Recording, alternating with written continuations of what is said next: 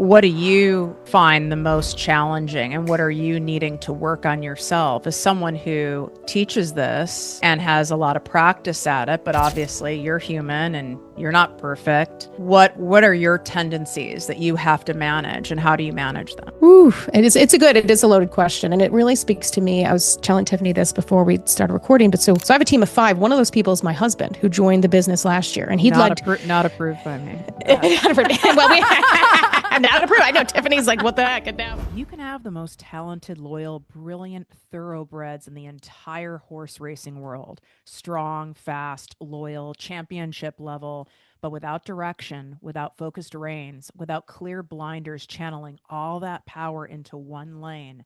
They don't win races. They run wild, they burn out, they scatter their energy, or they just injure themselves trying to go in every direction at once. And that's the same thing that happens in your business. We've just entered the year of the fire horse. Big energy, bold moves, massive acceleration available. Everyone wants a quantum jump in revenue and impact and visibility, but you cannot quantum jump chaos. And for years, I overlooked one of the most powerful accelerators available to me. The word leadership felt heavy, corporate, really boring, and it only applied to the people who are running some like giant, Fortune 100 organization.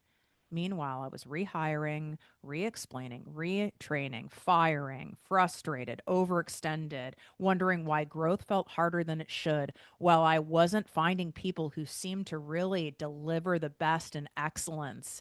And I just had to keep managing and managing and managing people, and it was so exhausting. And what I didn't understand then, and what we're diving into today, is this: how you lead yourself is exactly how you end up leading everyone around you, your team, your contract worker, your clients, even your audience. If you want thoroughbred winning results, you need intentional direction. And before we get into today's conversation, where I brought on a top expert in the leadership space to have a not boring conversation of showing how you can apply this, whether you're an entrepreneur or an employee, whether you have a team of one or you have a team of hundreds, I need to make sure you are registered for something that only happens once a year.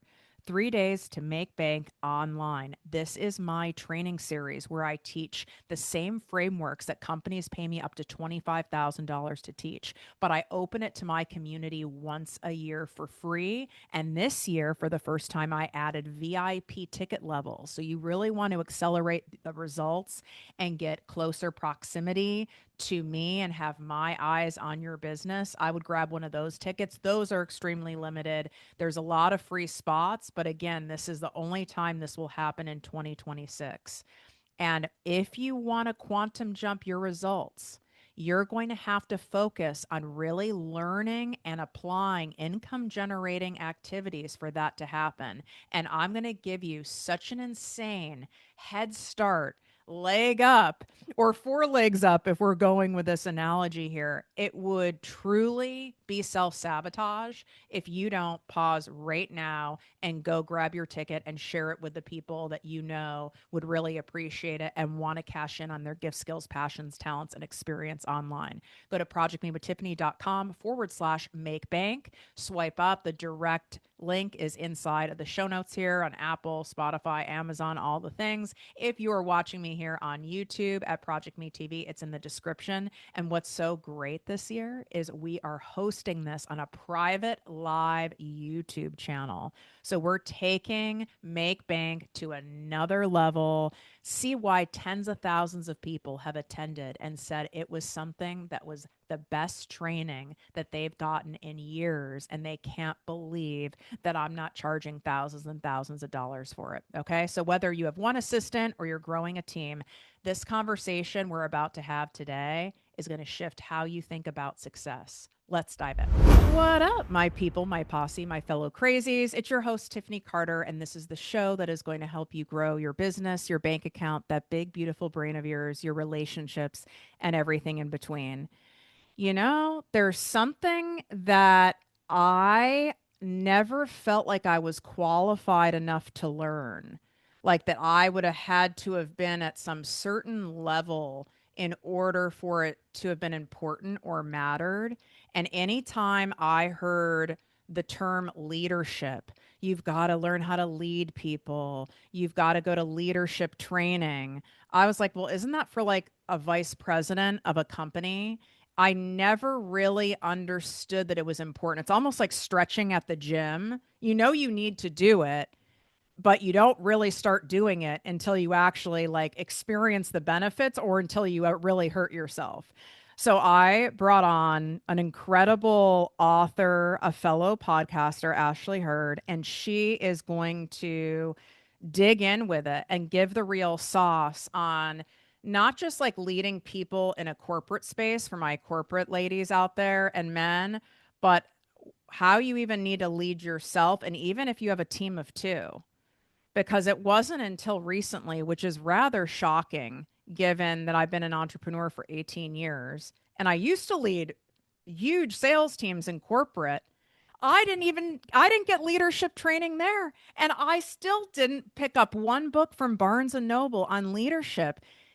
It kind of sounded boring to me, and it I didn't get it that it was important. Is that weird, Ashley, or do you hear this from a lot of people? No, I hear that from all sorts of people, especially, people that are good at doing something and you think, okay, this has come naturally to me. And, whatever you're doing in your job, you often think like, okay, I can do it. You become a manager and you're like, okay, I guess I'm just supposed to figure it out. And you often think if I get some book and read it off the shelf, like, what's it really going to do to help me? Because so much of it is like generic advice. It's great, but then you move on with life and you're like, okay, this doesn't actually help me make decisions. So it is very common, whether you're in corporate, have your own business, any of those, to feel exactly the same. I remember when I had to start, like, I guess leading people, but it was referred to as like managing people in my corporate job in sales.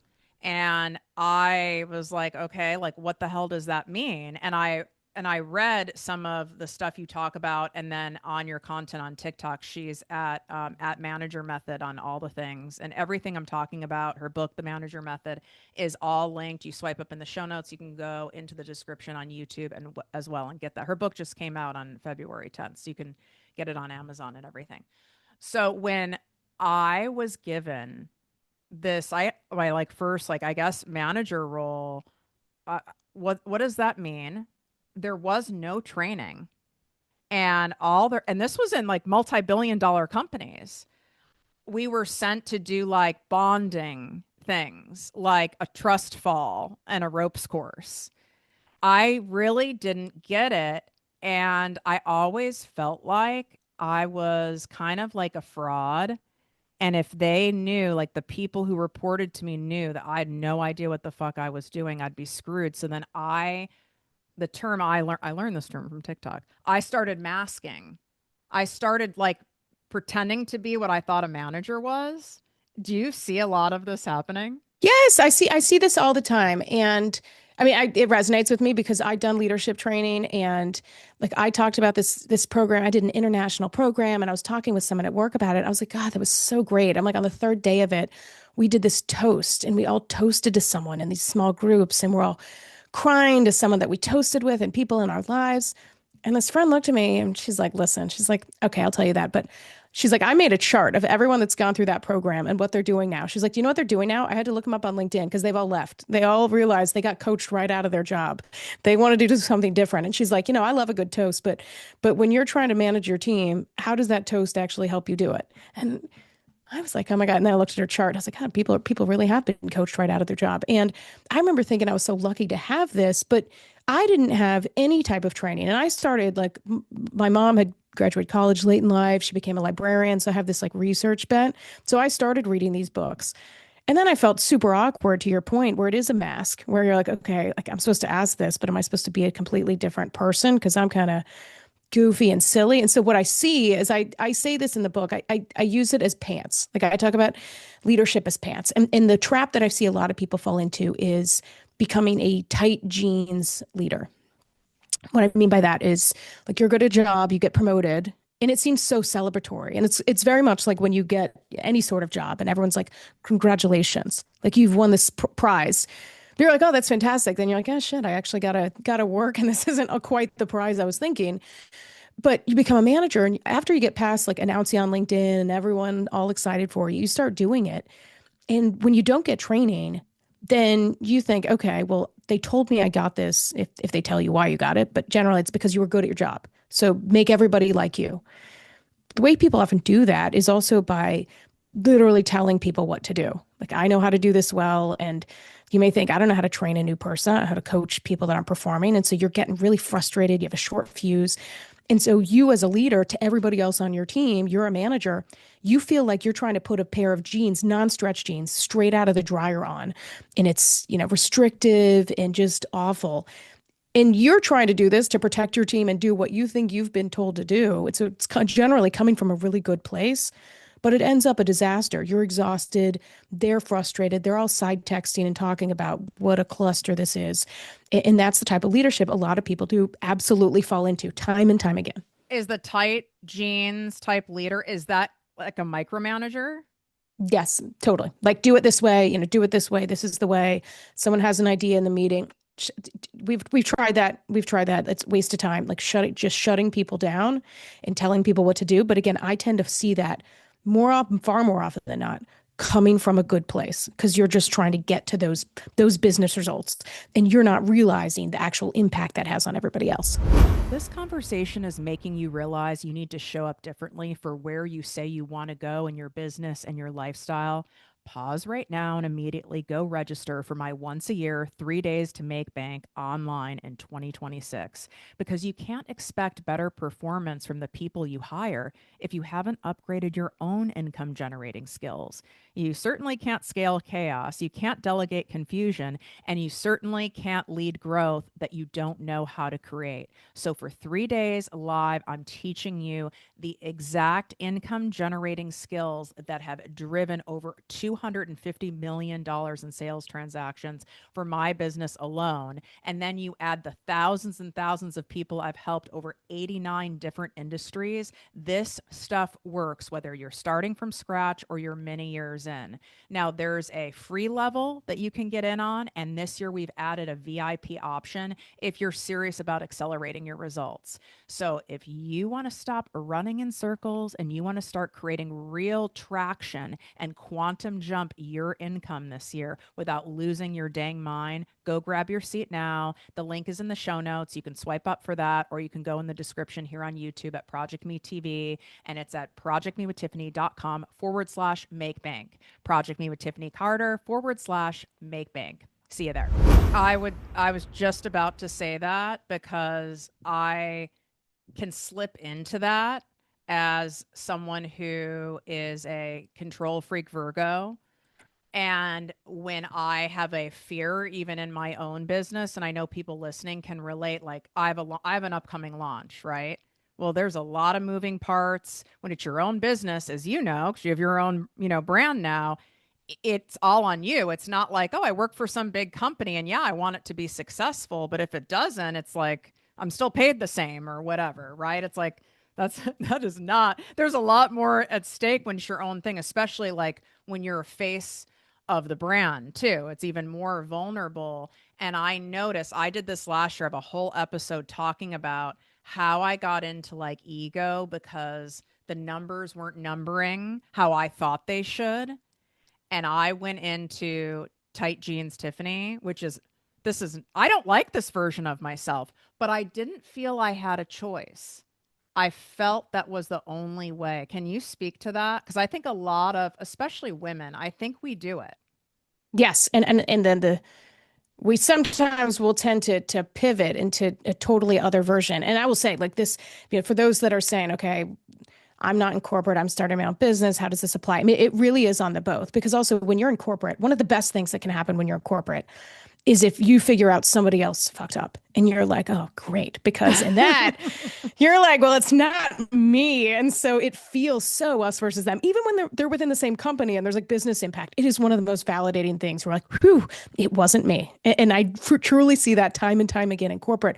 When it's your own business, it's the flip. And you're like, I don't care whose fault it is. I don't care if it's mine or somebody else. Like this is money, this is reputation. Everything seems so overwhelming. And so tight jeans, I do think that's a trap that people fall into when they become, and not just a new manager. When you're in that trap, you tend to stick on it for a long time, but even having your own business. But sometimes we'll rotate and say, okay, I'm not going to be that type of manager. Not.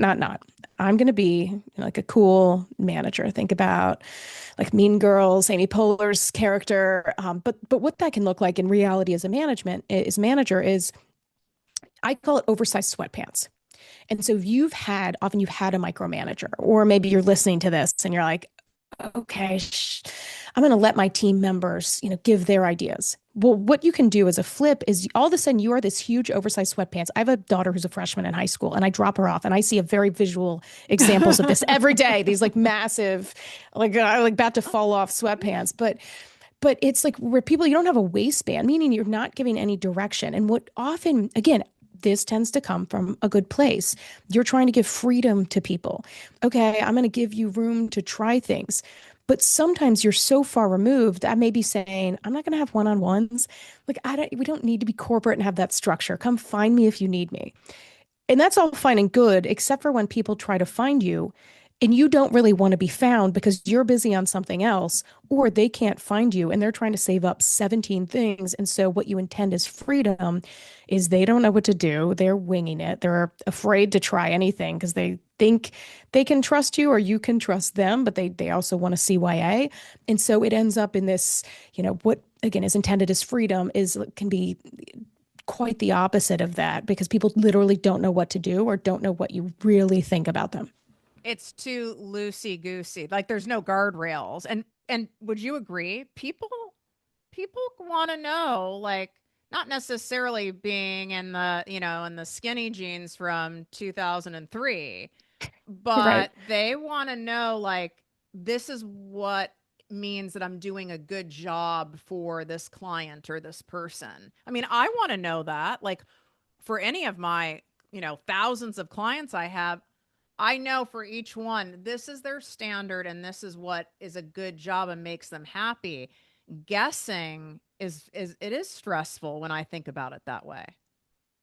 It is. And so I won't hide the ball. What I say in the middle, I'm not just, don't do this. It's also a do that component to it is to be in the middle, to be cozy joggers is what I call it, leadership. So continue, so finishing up this pants Which, analogy. by the So if you way, like, I have to tell you guys, and if you don't fucking believe me, I'll stand up. I'm wearing cozy joggers.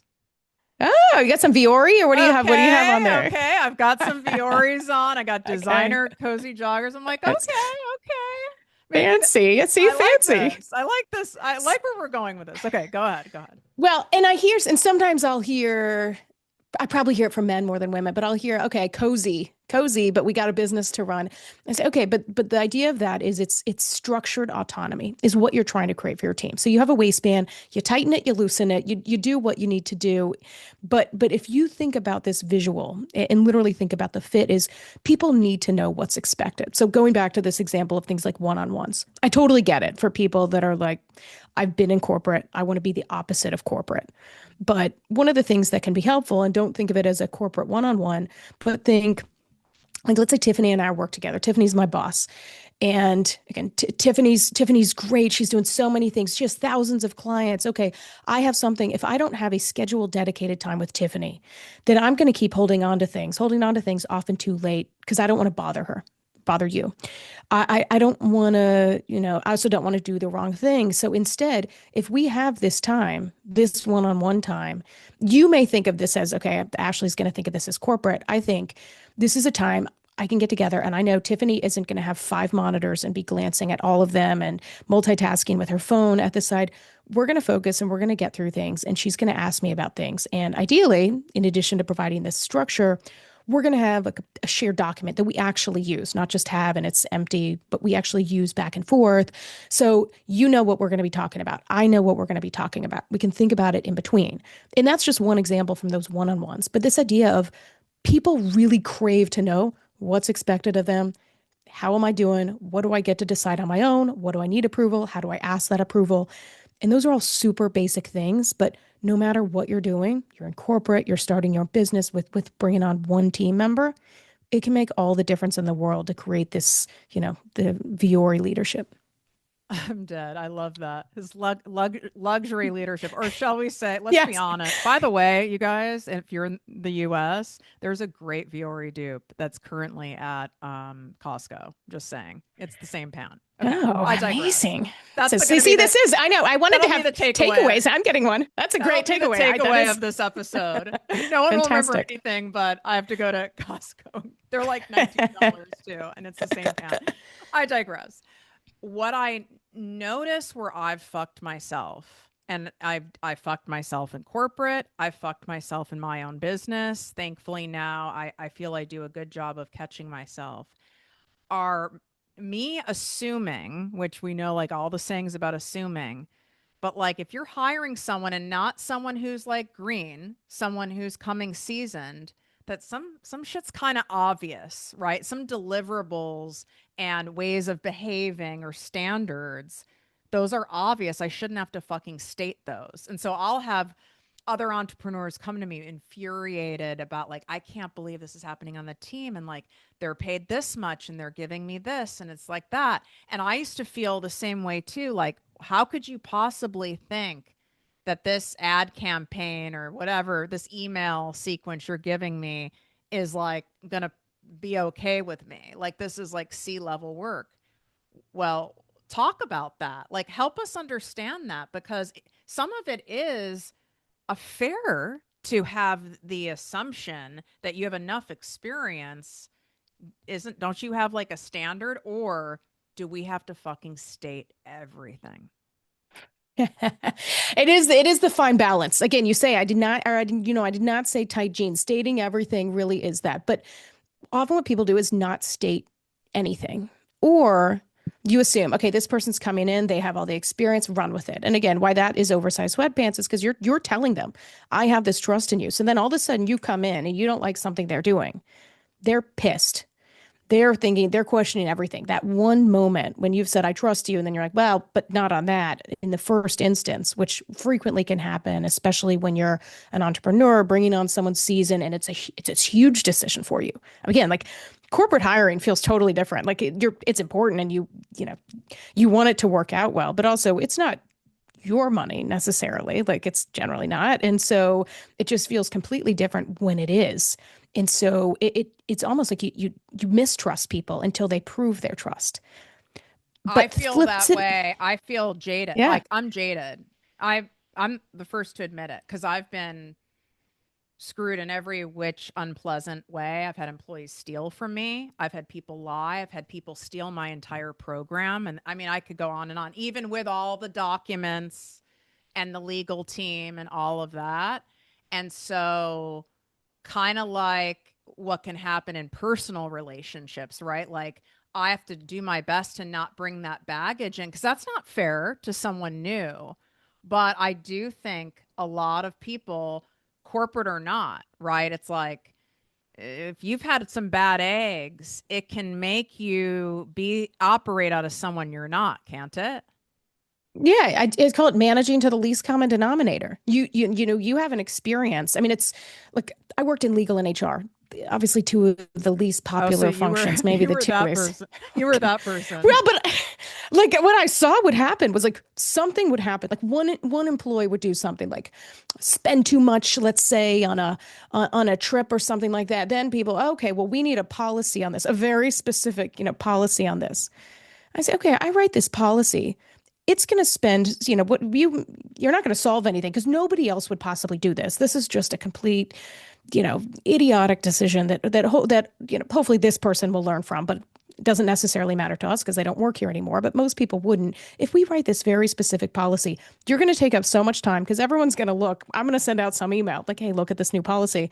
Everyone's going to be texting what happened to cause that. It's this drama. But how that plays out probably a bit more commonly is you all of a sudden somebody does something to really embarrass you or piss you off, like, and you think, okay, you know what, send me every email before they go out to somebody else, or loop me into all your calls, especially when you're in the entrepreneur mindset, because then again, you view everything as your reputation and all that. And one helpful thing to know is it's not.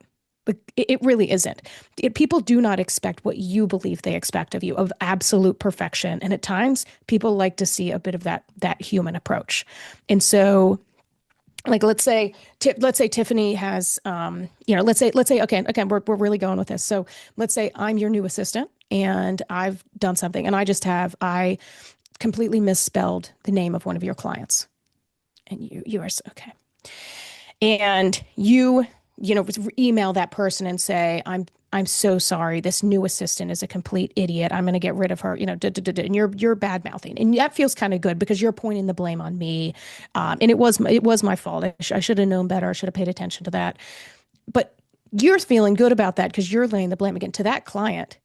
They're not thinking like, okay, well, good, it's that assistant. They're thinking, geez, what's it like to work for Tiffany? And other people see that. Like all of a sudden, when it's a bottleneck because you're approving everything that goes out, or you start accompanying people on emails, people see that not as leadership, but really as that tight jean style. And so a lot of it is setting expectations, is really stripping away and thinking, what are the things that matter? What are the things that they can decide? Where could this go wrong, and how can we talk about it in advance? And so some of those things, literally, like I've had conversations with people in years to say, one of the things that's best to do is to look at someone's email before their name before you send them an email because of that example. And that's just something that's really important. And I've had people after the fact that are like, I still do that because like that was a takeaway. But so again, thinking about how you can proactively talk about the things people need to know and lay that out and give some of those examples, but do that in a way that's not then reactively, okay, well, I'm just going to take up more of my time, literally hand holding you every step of the way. What I also see happening, and I know you talk about it a lot on your socials too, and obviously as being in HR before, is there's certain businesses, certain companies, certain industries that are notorious high turnover. And a lot of people assume, oh, I would have had to have paid them more to keep them, and that's not necessarily the case. What has been, when you're taking in all the common feedback from all your years of experience, what are some of the top reasons why people leave? Because it is such a pain in the ass. Even if it's someone else's money. When I was in corporate and I'd have like, especially if it was a high performing salesperson leave, ooh, that could make me not hit my bonus. And even more so, then I had to train a new person and wait. It takes time for people to get up to speed. Then you do it in your own business. Now, on top of all your other duties, now you're having to onboard a new person and the rapport and blah, blah, blah, blah, blah, blah, blah, blah, blah, blah, blah. And it's exhausting. And you want to avoid that turnover if possible. What are some things that like we have blind spots to that we don't see? It is really important to talk about two different things. One is the retention, whether someone stays or quits, and on also that whole big in between period that, ideally you want as long as possible for most of your people. And that's all about engagement, meaning how much they care about their job. And so retention, one thing I think is really important is, especially as I post videos on social media, I see people comment all the time with absolutes. Like people will say, people don't leave jobs, they leave managers. And I say, well, that's true sometimes. There are no absolutes. And I actually think it's really important as an entrepreneur in corporate, any role, to know there isn't one reason why people quit a job. And I do think it's incredibly important because frequently, especially whether it's your best performer or just like your person you count on, that you're like, how could you leave me? It feels so personal. It does. I And mean, so, to where yeah, I've like, because I have abandonment issues. So, like, I've fully spiraled behind the scenes yeah. because it Well, feels so betraying, even. and sometimes what I think it's important is sometimes it's behind the scenes. Sometimes it's right there in front of the scenes. Like, um, there's a scene from Mad Men. I just rewatched it like 2 weeks ago. It was with Don Draper, and wait, what's the and Peggy. So Peggy, no, if you haven't watched it, I haven't skip ahead. watched Like, it, but I know, like, I okay, know the shows like from uh, like the 50s and advertising or yes, something, right? yes, Okay. yes. So like again, if you're like, oh, I'm gonna watch Mad Men, skip ahead like about a minute. So I won't. So spoiler alert. But so Peggy quits, And she tells Don, and it was a huge, huge new account celebration. And she goes and tells him, and he thinks she's joking at first. And it's an amazing scene. It's a few minutes long. Go look it up on YouTube. I don't know if you're supposed to, but you can watch it. But she quits, and he thinks she's joking. He's like, "Oh, you finally realized the best time to ask for a raise." And he's like, "Wait, you're serious?" And she tells him, and you can see him stiffen, visibly stiffen. And he pauses and he says, like, "Okay, let's pretend I'm not responsible for every good thing that's happened to you." And why that scene is so incredibly powerful is it's so real that people quit. And sometimes the manager does, including senior leaders, will react and just be so pissed. And so I say that people do not quit for one reason. One, it's really important to internalize and know when your best person is quitting, that does not mean they're quitting you. They are choosing for their own reasons. Sometimes it's you, and that is important to know that that's a possibility, but it's not always. In how you react in that moment to that person that's quitting and then the whole rest of the team matters so much to that person. Often your best person that's quitting, they have a pit in their stomach. Like I've had that when I've quit to relocate. I've quit for different reasons. And I felt so terrified before it. And it wasn't personal about that person, but I felt like it would be.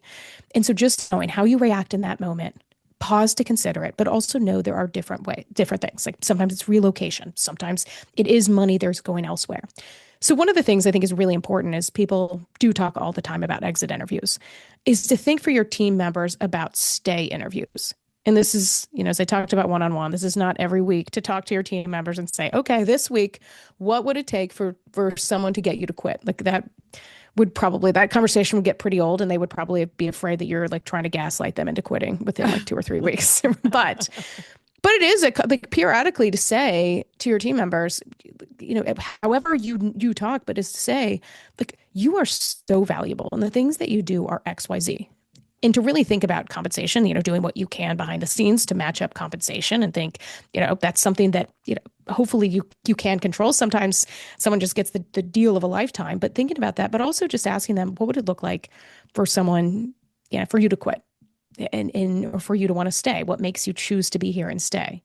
And asking in that positive way as well, because you can find out what really matters to people. And so when I say there's different reasons, don't take it personally. Think about how you respond, but also so many leaders just miss so many opportunities that you could have really gleaned that, especially for your best performers, and to have that conversation ahead of time, not to try to counter an offer and beg them to stay after the fact. But that's retention. The one thing I'll say about engagement, because this is research that had been done with Gallup and Corporate Executive Board. I worked there out of college, cold calling chief financial officers, which was no fun. But I got promoted at that and then traveled to be an AE and meet with heads of HR all around North America. And part of the research they did was all about engagement. I didn't really know what that meant. I mean, to me, you come and stay at a job based on money, but engagement, retention, compensation absolutely impacts retention, whether people come or stay or go. But engagement is that in-between period. That's how people show up. And the data has shown, and this was done over 2 decades ago, it's still, it shows is to be true. Compensation doesn't impact how people show up on a day-to-day job and do their work. Sometimes with sales, you have bonuses, like, doing the sales. Like I know you're incentivized. Yeah, you're incentivized, but often it's not. It's the number one driver of engagement, employee engagement, is whether someone understands from their direct manager, which may be you as an entrepreneur, their role, how it matters to the overall organization, and then how it matters if they do a good job or do a poor job. And really how that impacts. And that is free. It doesn't cost budget, but that's the number one driver. And so much of it is all about communication. I didn't know that, truly. Because I was my whole brand's about making money. So I was very comp driven and when I was in sales. But it is true, there were places I could have stayed where I was making a lot of money. And that at a certain point, that wasn't enough for me to stay.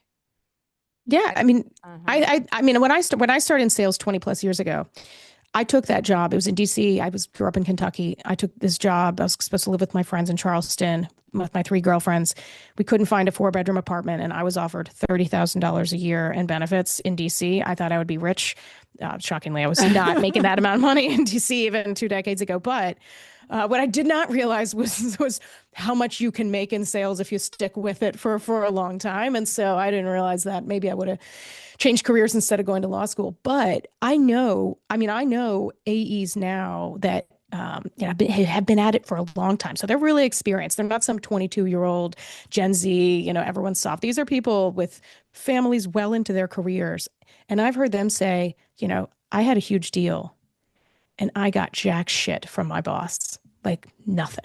Oh, Not meaning no no recognition, celebration, no no accolades. celebration. Yeah, and they're like, I got paid out on it, but like even our like finance team is like, oh, your paycheck will be processed. No celebration at all. And he's like, I get it from finance. You probably like have a lot of other thoughts when you're sending out these big commission checks, incentive checks to sales, but like my boss did not a freaking thing. And it really affects people. And so even in those compensation driven environments, it is amazing how many people go without a basic thank you. And so for those that are like thinking about this, okay, like what do you do? Does that mean performance reviews?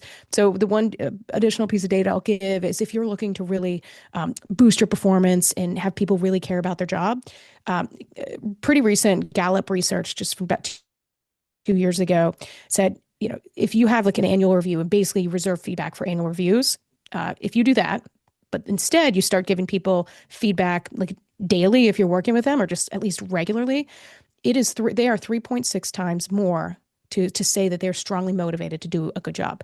And so, that doesn't mean all of a sudden check the box and like, good job today, 4 out of 5 stars today. It's really telling people what they did, how it makes an impact, giving a big call out when they do something big, but thinking about that ongoing feedback isn't just soft and nice to have. That's what really drives your people to care, and then that flows into wanting to stay. So those, whether you're entrepreneurs or in corporate, that's something that you can do is really give that ongoing feedback.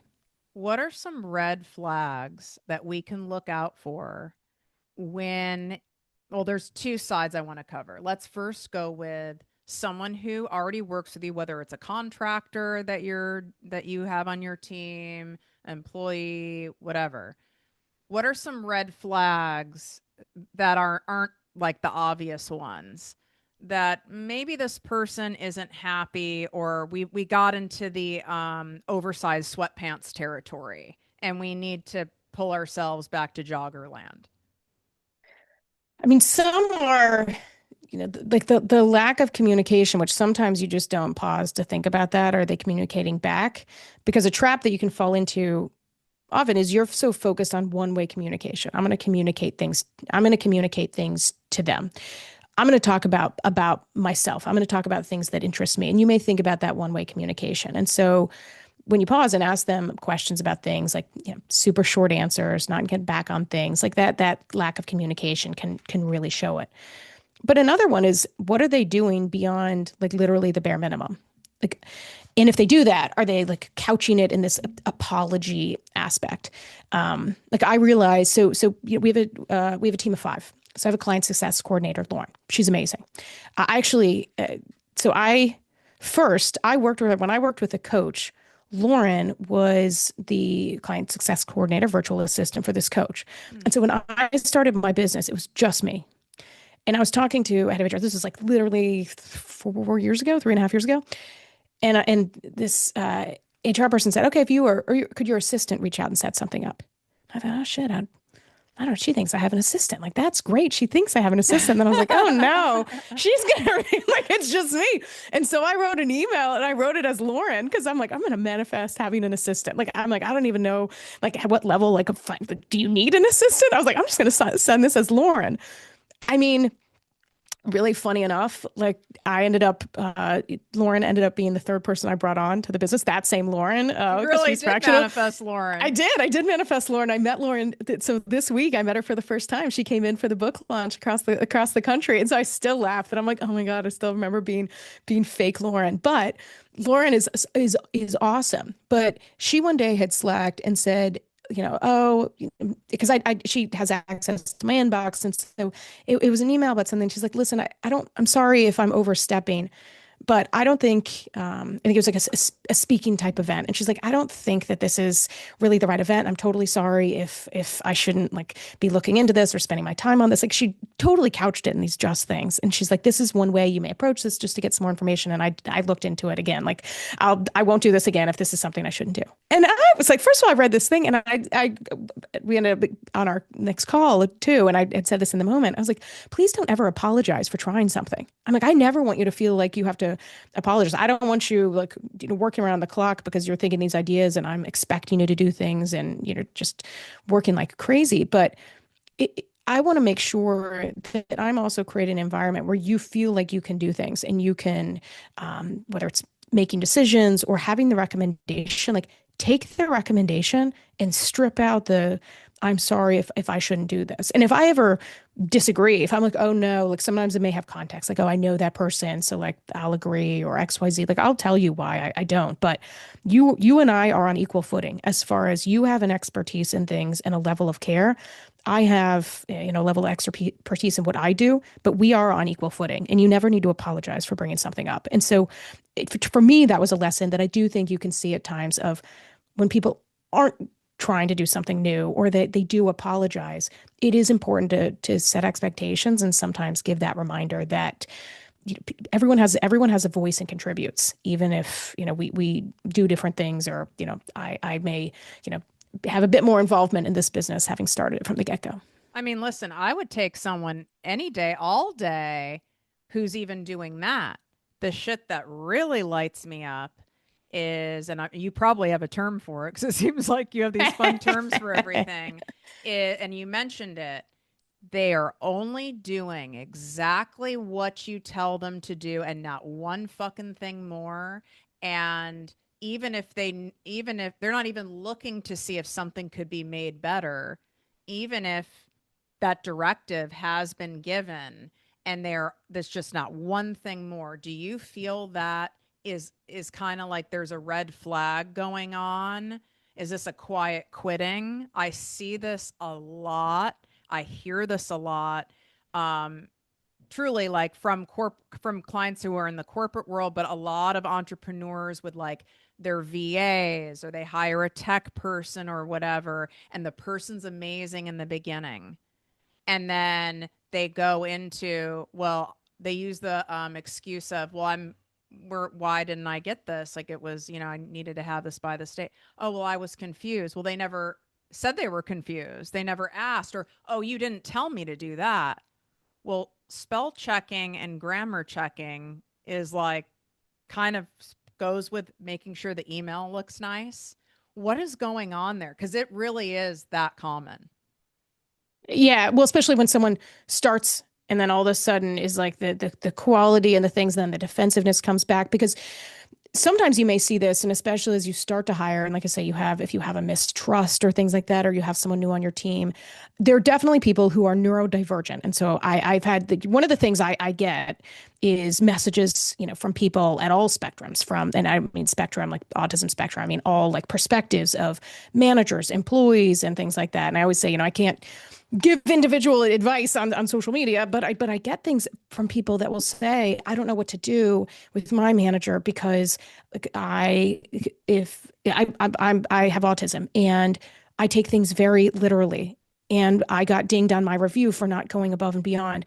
I don't know what that means. And so one thing that's really important is working with your team members. And it's hard because nobody should ever feel like they have to disclose something personal about themselves. Right. Ever. Exactly. Like you need to tell me all of your mental health problems. No. Like, oh, what's that doctor's appointment for? Like my therapist, like, oh, is it work stress or is it personal? Like what's going, and those are real conversations that happen always or frequently. But setting that out to your team to like part of one thing is from the outset is setting people up for success really means often three things.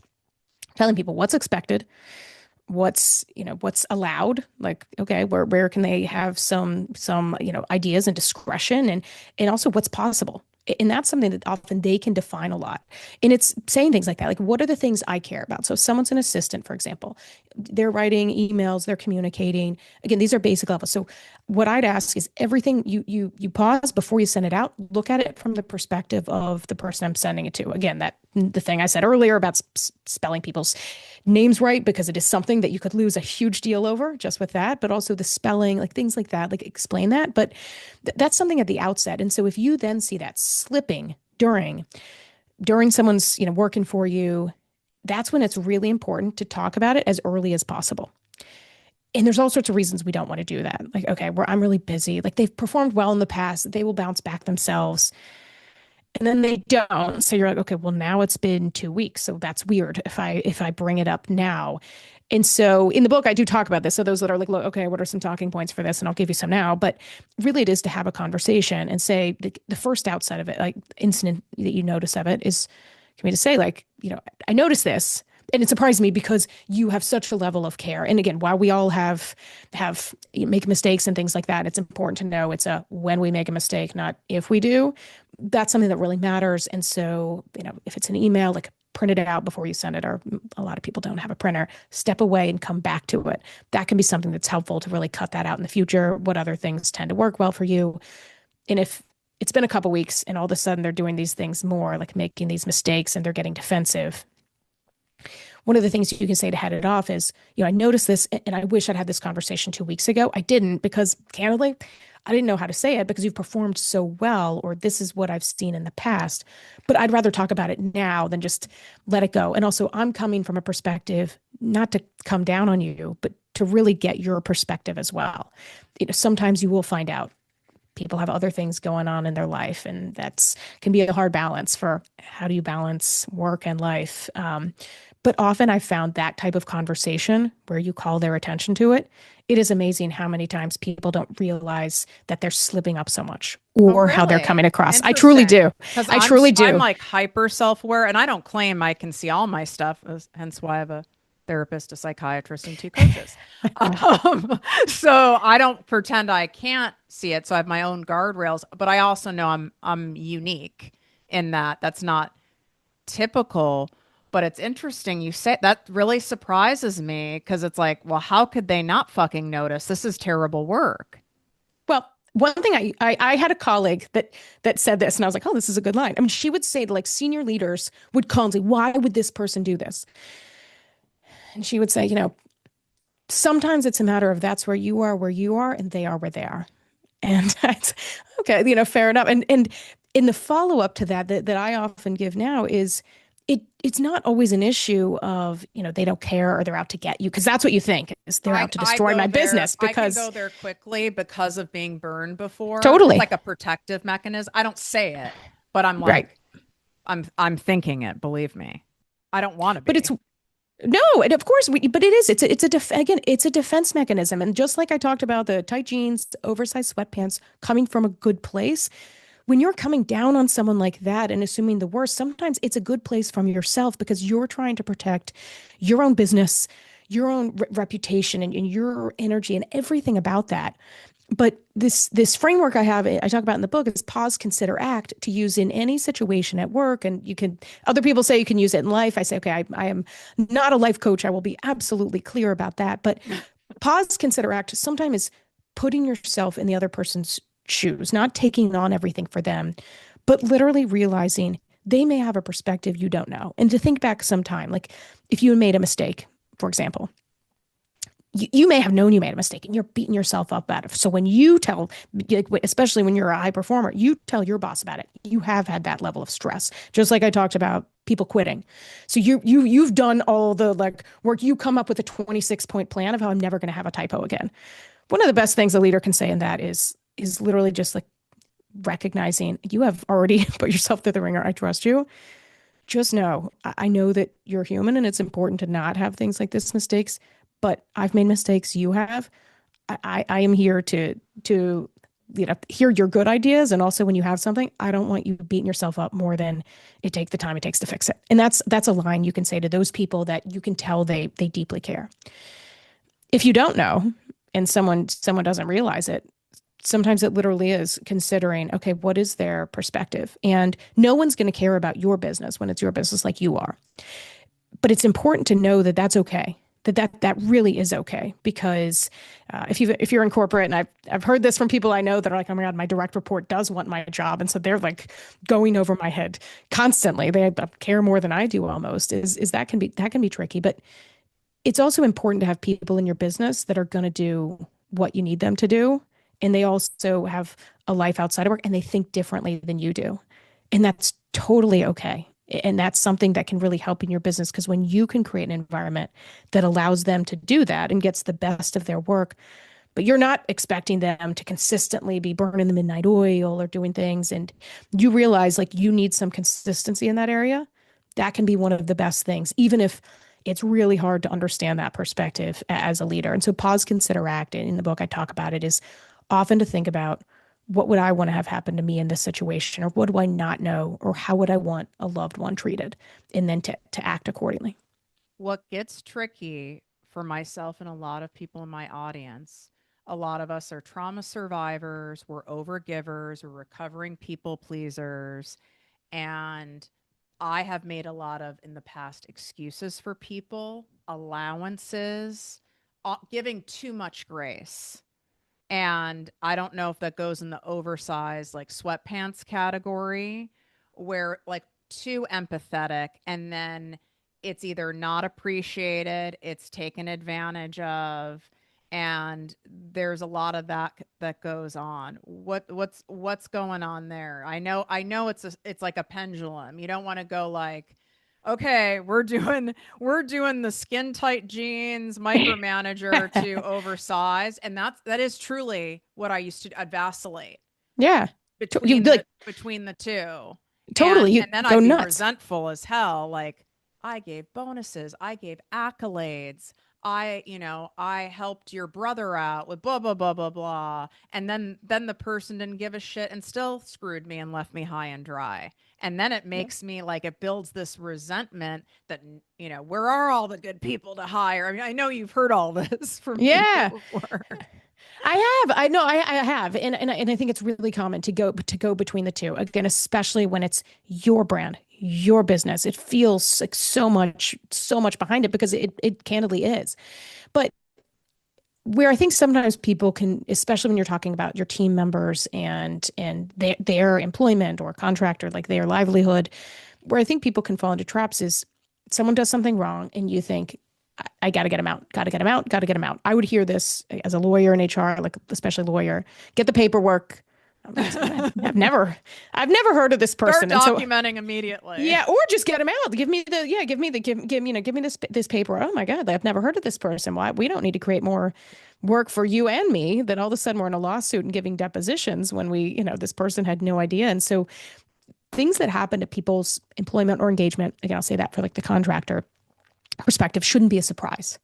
And and sometimes it's amazing that people still won't hear things, but so really clearly communicating because oversized sweatpants sometimes can be someone does something like okay they're fine and they're so excited like oh my gosh this is amazing and you flowery over and I say over celebrate meaning that like it was fine but then they do something big and you kind of have the same reaction so they're not exactly sure where they stand. And so it is important to think about while I say talking about feedback and recognition that sometimes people overgo on that and you're not realizing how important it is to also be clear and candid and it's not always easy but when someone starts having performance issues is just say things like okay like one of the first thing is to ask questions what's going on figure out if it's like skill or will because sometimes it's a matter of training not knowing other times it's will they may have had a bad day like give the opportunity in the room for someone to have really had a shitty day and to come back tomorrow and be better. And talking about that, saying you may have just had a bad day, and I get it, we all do. If there is a time you're having a bad day, like especially if it's like things like a client, like I don't, we can't take it out on clients and things like this. While we all have a bad day, I need to know that, but it's also important we find ways to still be able to do our job in a way that people expect us to.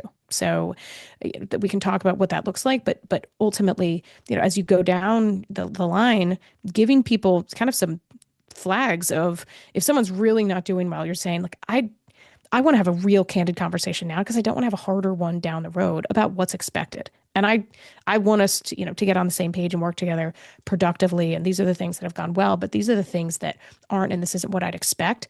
But I want to get your perspective as well. And Instead of like making an assumption or excuses, like I might go in the past, well, I know that they just went through a breakup. So that's why their work has been slacking, and I'm going to cut them some slack, but then the slack ends up being too much slack, which then ends up costing my company money, for example. Like, Yeah. how do you know what the line is between, really like good grace for a human being and where it's enabling? Yeah, it's a question, and there's, I mean, that's, there are no, I'd say no magic potion. That's like, well, the line is this, but there's options. And one thing to think about is before you have any of these things happen, is talking to your team. Whatever your team looks like, team of two, broader team, different teams if you have a larger org, but to say, if something were to happen, like, you need to be out suddenly, you just couldn't work today. What are the things that you're working on that you're the only one that does, so that other people would need to know it? Or when things happen, how can we cover that so work still gets done that needs to get done, but your life, we're not making things even more stressful because now you're thinking about work on top of it.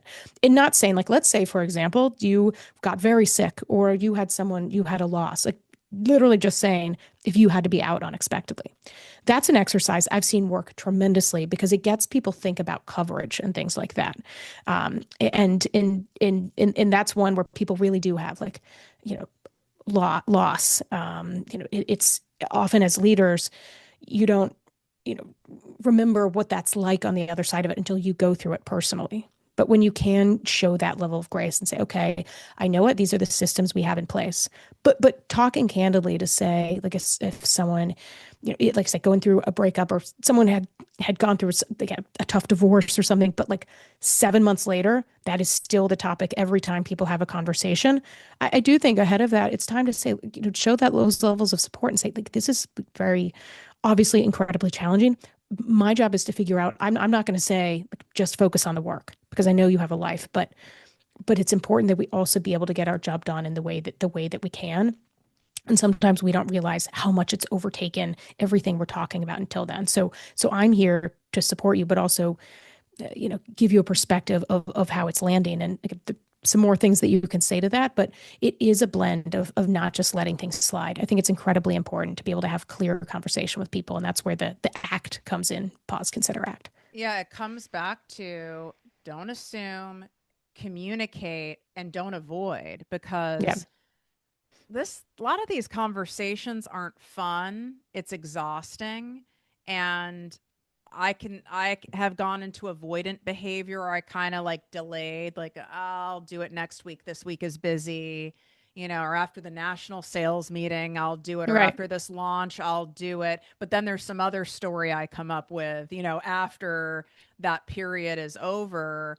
And it's just because it's an uncomfortable conversation. If we really want to get for real, which is what we do here, I think, and I'd love to know your thoughts.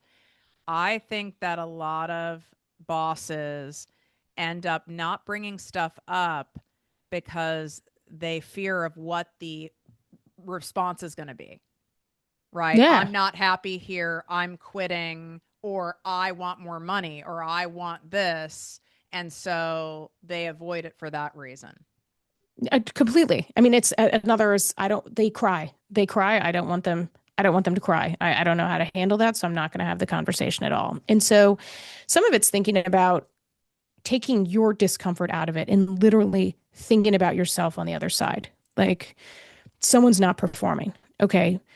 If you knew, okay, now flip it. Now I'm the boss. We've flipped, and Now I work for you. Okay. that's right. We flipped. It's been a big, less than an hour, but really big. And so, I'm, I'm telling, I'm talking to somebody else and saying, okay, well, we have the national sales meeting, and I don't want to give Tiffany this feedback because, I want to wait till after that. I need her to show up her best and things like that. What would you like, literally just thinking to yourself? And again, everyone isn't like you.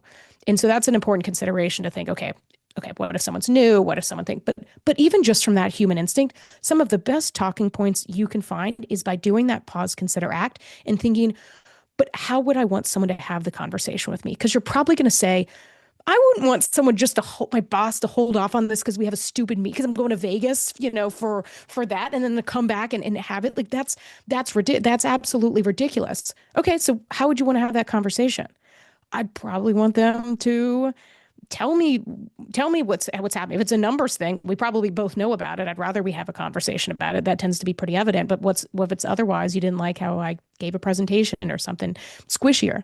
Okay, well, I'd want them to talk about it, but also then tell me, what does this mean? Am I getting fired? Is my job at risk? Or is this something I just need to fix next time? How can they give me that information? And so the best talking points you can often think of are right inside your head, but it's something that so few leaders do because you're so focused on how uncomfortable it feels or fearing what's going to have after.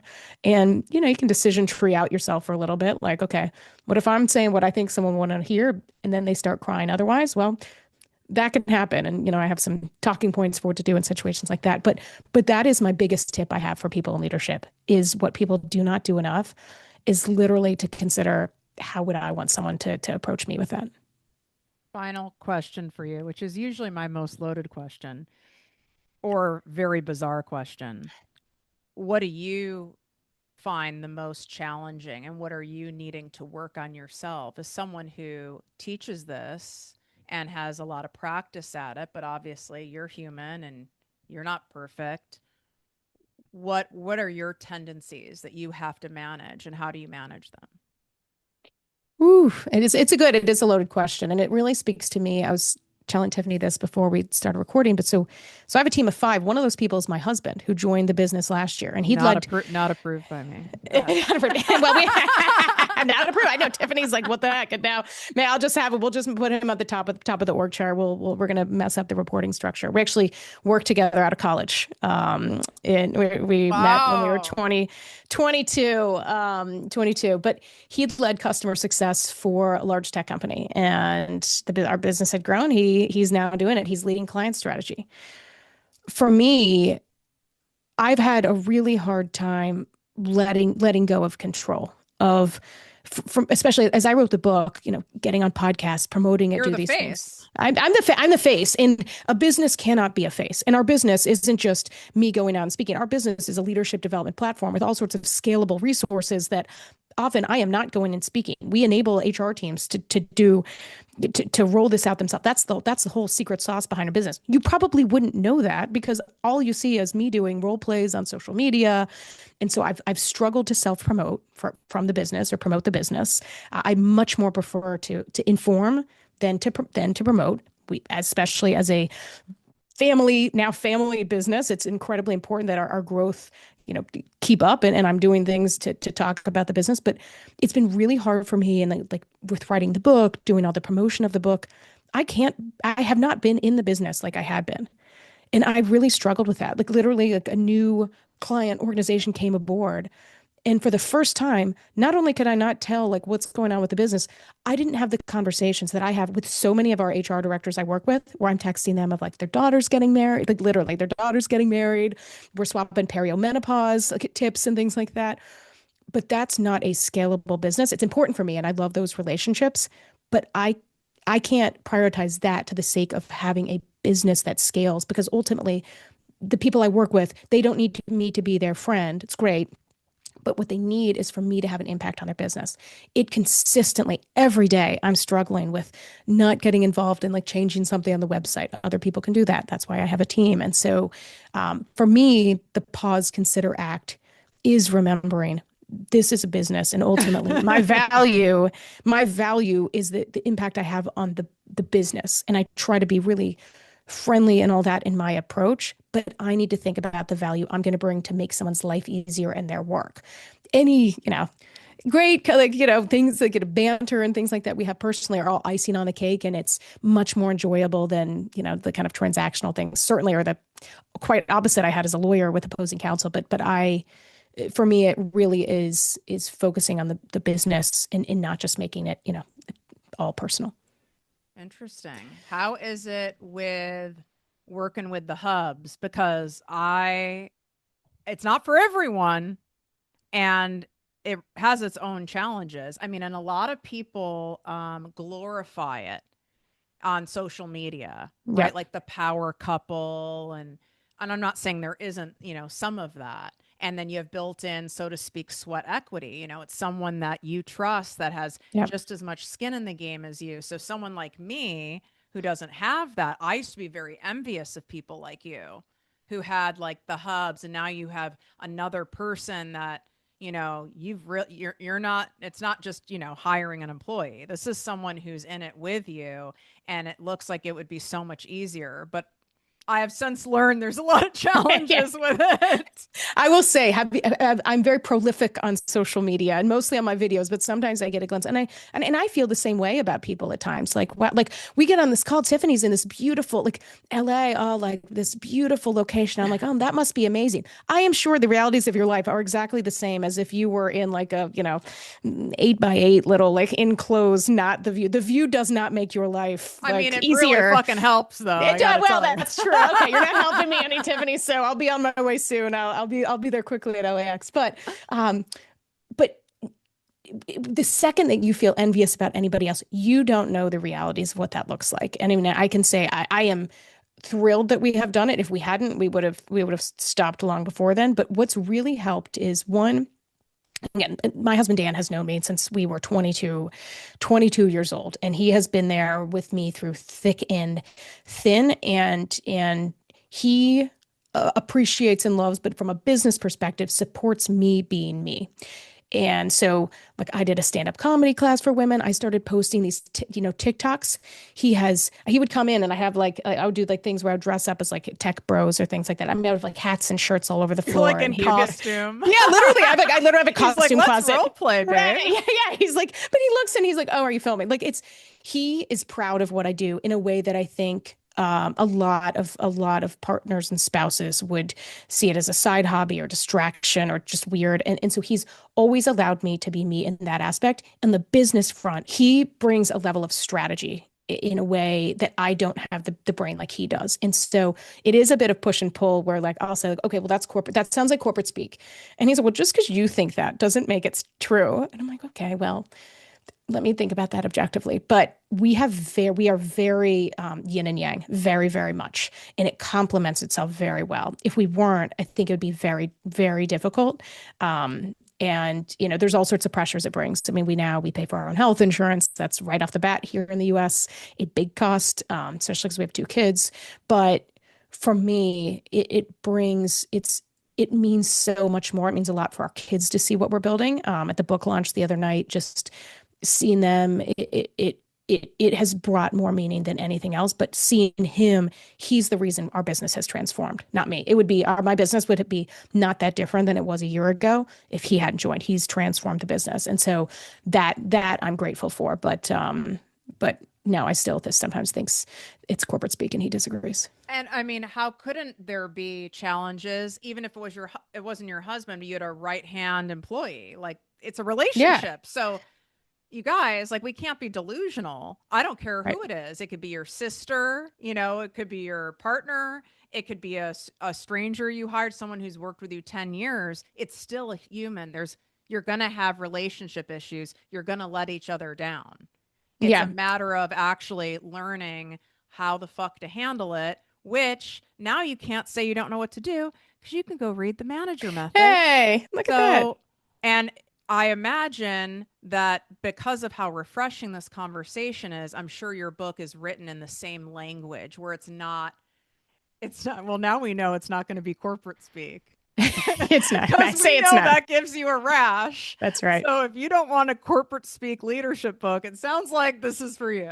That's right. That is exactly right. Look at that full throat, Tiffany. I mean, I love what you're doing on all fronts for so many people and improving lives. And so it's meant so much to be here. So thank you for letting me give a peek into Thrilled the leadership aspect. Thrilled to have you. This is a refreshing conversation. I feel like I had some form of therapy, which I always welcome. And you guys, all of the resources that were mentioned, you want to follow her. Her videos are very funny on TikTok. She gets I get into, I'm known for going into costume. So I Okay. appreciate a Yeah. fellow, Oh, someone yeah. who's that committed to their craft. And she's at Manager Method on everything. And you can all get that show notes description here on YouTube.